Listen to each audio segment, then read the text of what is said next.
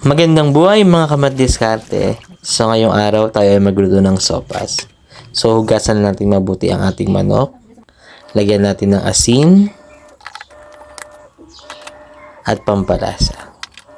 Lalagyan din natin ito ng tubig dahil ito ay ating pakukuluan. So isa lang natin sa ating kalan. Habang hinintayin natin kumulo ang manok, so mag-steam muna tayo ng itlog using our 2-in-1 Simplas multi-cooker. So ayan na, kumulo na ating manok. So hanguin na natin siya. So atin nang himayin. So wag natin itatapon yung pinagpakuluan dahil isasama natin siya sa ating sabaw. So himayin lang natin ang ating manok hanggang sa makuha natin lahat ng laman.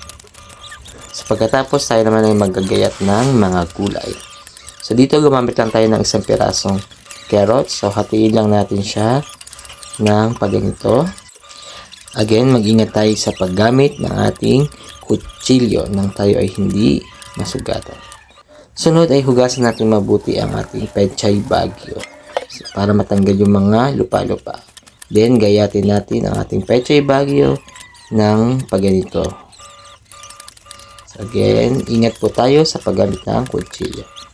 So, hindi mawawala sa pagluluto natin ang ating bawang at sibuyas. So, gayatin lang natin na maliliit ang bawang at sibuyas.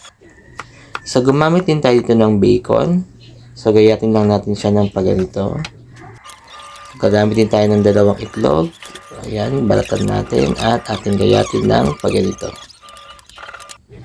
Ito na ang ating mga ingredients sa pagluluto ng sopas. Ngayon, tayo ay magigisa na.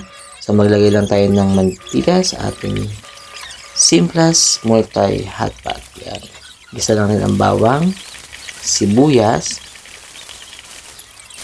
at ang ating hinimay na manok. Lagyan natin ng patis. So, tuloy-tuloy sa paggisa. Ihalo na rin natin ang ating bacon.